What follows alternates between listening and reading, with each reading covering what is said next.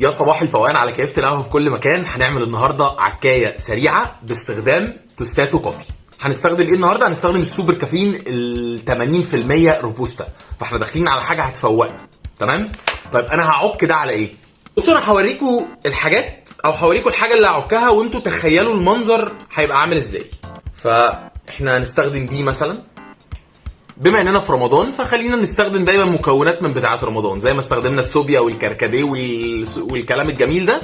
فهنستخدم زبادي، هنستخدم لبن، مكسرات كده لطيفه، كاجو ولوز وفستق، حاجه كده تعمل جو لطيف، ومكان بقى الاسبريسو والمطاحن والحاجات الجميله دي عشان نميكس الحاجات دي على بعضها.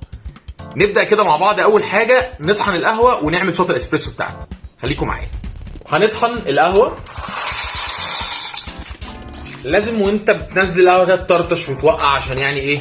يبقى الموضوع لطيف وعميق إلى حد كبير. ونقول بسم الله ونبدأ نطحن.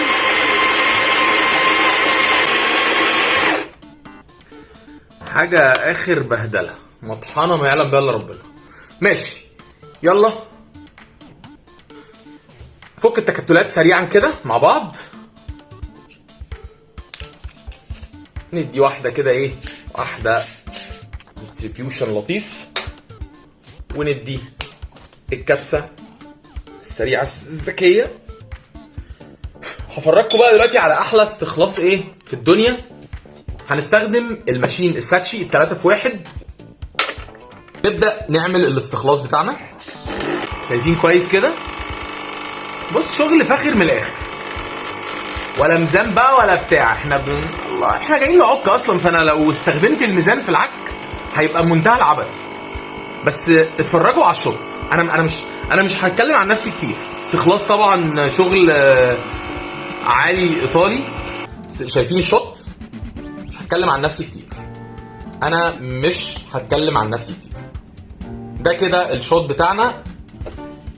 ناخد بقى الشوط الجميل ده ونروح بيه نكمل باقي العكايه. نحط شويه لبن صغيرين. خلي بالكم العكايه دي في مستوى الطلب المتوسط، يعني اي حد ممكن يجربها، ما فيهاش حاجه صعبه وما فيهاش حاجه مش موجوده. فنسمي الله كده، نعمل فوم، نحطه على جنب، نجيب كوبايه الزبادي، نحط الميه بتاعت الزبادي وننزل بشويه زبادي حلوين. ناخد الزبادي بتاعنا ونعمله طبقه كده ست الكل، ماشي؟ طبقه كده ايه متساويه ست الكل زي ما انتم شايفين. وبعد كده ناخد المكسرات بتاعتنا، اللوز والكاجو والفستق، ونحطهم كطبقه تانية ونسويها برضو بطريقه لطيفه كده وظريفه. بعد كده بقى نخش في المرحله الحلوه بقى الجميله. ناخد القهوه بتاعتنا الحلوه دي، ماشي؟ وننزل بيها كده على ظهر المعلقه بهدوء كده ورويه. بهدوء وايه؟ ورويه. شايفين الرويه؟ نهار اسود، انا بوقع بره. ماشي. وقعنا نص الشوط جوه ونص الشوط بره. واحد يقول لي ليه؟ اقول له يا باشا ده مقصود عشان الدنيا ما تبقاش يا نهار اسود. ثانيه واحده. هي العكايه ما تبقاش عكايه الا اذا انا عملت الايه؟ البلاوي السوداء اللي انا بعملها دي.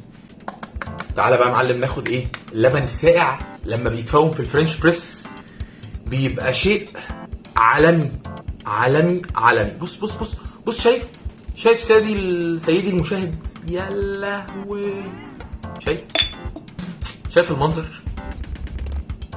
وناخد معلقه كده جميله حلو وننزل بيها ايه؟ وننزل بيها على المشروب بتاعنا بشكل جذاب وسحري واخاذ. مش ده اخاذ ولا انتوا مش حاسين انه اخاذ؟ خلصنا كده. ودي شكل العكايه بتاعتنا. فوم اسبريسو، مكسرات وزبادي وعليهم عسل. اكتبوا لي بقى في الكومنتات انتوا عايزين تسموا المشروب ده ايه. تفتكروا بس الاول قولوا لي اشرب الاول، يعني اديله شربه كده الاول وادوقه، ولا اقلب وادوق، ولا اكل؟ يعني اعمل ايه؟ انتوا عايزين امشيها ازاي؟ على فكره هيطلع جامد جدا. احنا بنتكلم في مكسرات حلوه جدا، بنتكلم في عسل، بنتكلم في فوم لبن، بتتكلم في اسبريسو وزبادي. باشا دي نعمه ربنا. احنا معلش احنا مش هنيجي على نعمه ربنا. انتوا اللي محصرين الموضوع في العك، لكن هو مش عك على فكره، هو حاجه متميزه. طيب نبدا نقول بسم الله الرحمن الرحيم، وناخد قطاع طولي كده، ناخد زبادي مع مكسرات مع فوم مع عسل مع شويه اسبريسو وندوق. ايه ده؟ فين القهوه؟ طعمه حلو قوي، بس مش لاقي قهوه يعني، مش حاسس. استنى كده، طب نشرب قهوه لوحدها يعني، نقلب كده سنه، نحط الفوم مع اللبن مع الحاجات ونجرب تاني كده. حلو قوي والله العظيم، حلو قوي قوي قوي والله، لازم تجربوه. لا ده عالمي. عالمي. الزبادي عامل تكستشر كده عالي، القوام جامد في كل البتاع. المكسرات حلوه جدا وطعمها حلو وفريش ومديه الموضوع فخامه كده.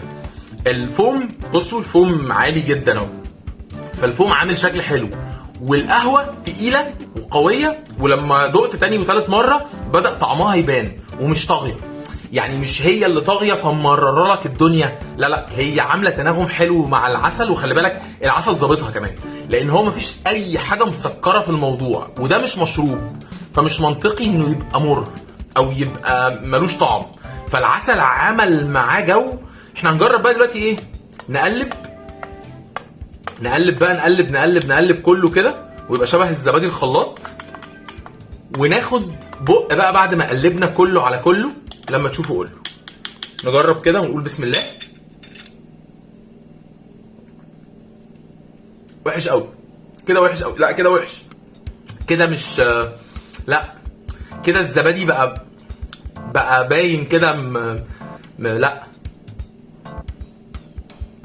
سبحان الله والله العظيم، سبحان الله. وهو بيتاكل كان حلو قوي، كان حلو يعني. انا اجرب اكله تاني بس خلاص مفيش يعني. الزبادي بص تاه في النص، بقى القوام كله عامل زي الميه، وهو بيتاكل كان طعمه حلو جدا جدا جدا، وهو بيتشرب لا مش لا مش هكمله. طيب الى هنا انتهت العكايه بتاعتنا. اللي طلعنا بيه من العكايه دي ان نعملوها زي ما انا عملتها كده بالظبط، ما تفتيش، انا بفتي اصلا بس ما تفتيش يعني، ما تزودش ولا تقلل، هي حلوه قوي بالمكونات بتاعتها كده.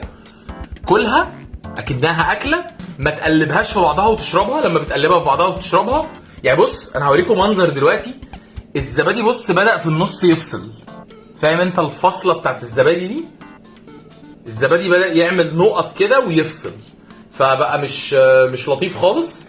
لكن وهو زبادي بيتاكل والمكسرات في النص والقهوه بتدي قوه للطعم والعسل بيدي سكر، والموضوع كان احلى كتير، وكان اطعم كتير. طيب شكرا ان انتوا استحملتوني في العكايه دي، وربنا يسامحني على الحاجات اللي هتترمي دي كلها. وانا اسف لتوستاتو كوفي، اسف لهم جدا جدا ان انا استخدمت القهوه بتاعتهم في مثل هذا الشيء، ولو انه كان مبشر في الاول وكان حلو. جربوه وقولوا لي رايكم في الكومنتات، واشوفكم بقى ان شاء الله بكره في العكايه الجديده. يلا مع السلامه.